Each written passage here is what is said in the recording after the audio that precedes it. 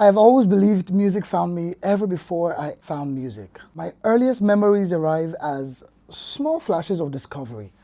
A Sunday morning in church, I must have just been 3, when my Sunday school teacher noticed me weeping during worship.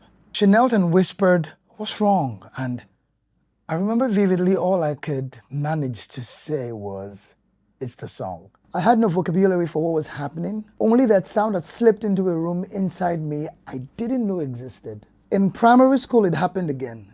On the assembly ground, we were learning hymns when my teacher suddenly looked up, startled by a little child singing harmony to a melody being taught. Apparently, I had located the second voice without the faintest idea of what harmony meant. Then there was church again. Without fail, the praise leader would always raise, "Glory be to the Lord in the highest." While the congregation lifted the chorus, I found myself trailing the bass lines instead. Do, do, do, do, do, do, do, do, do. How I isolated that thread of sound in the midst of every other thing going on, till today, still remains a mystery. Looking back, those moments revealed my internal wiring, a quiet sensitivity to harmony, to music, and the soul of sound. It was as though music offered me a map of myself before I even knew how to read it. But here's the thing about talent: it doesn't announce itself in the same way for everyone. Some encounter it early, some later in life, and a few only by accident. When you study musicians and the greats across generations,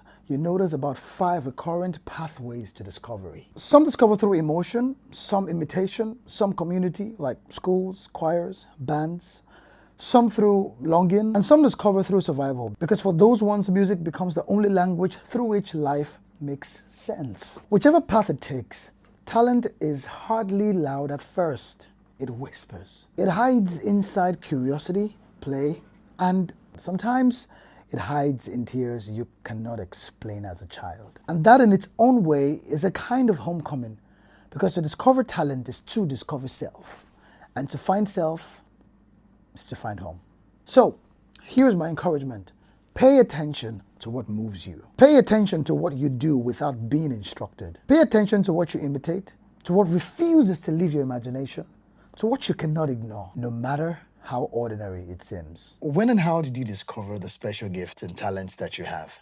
Let me know in the comment section, and I'll see you in letter number 3.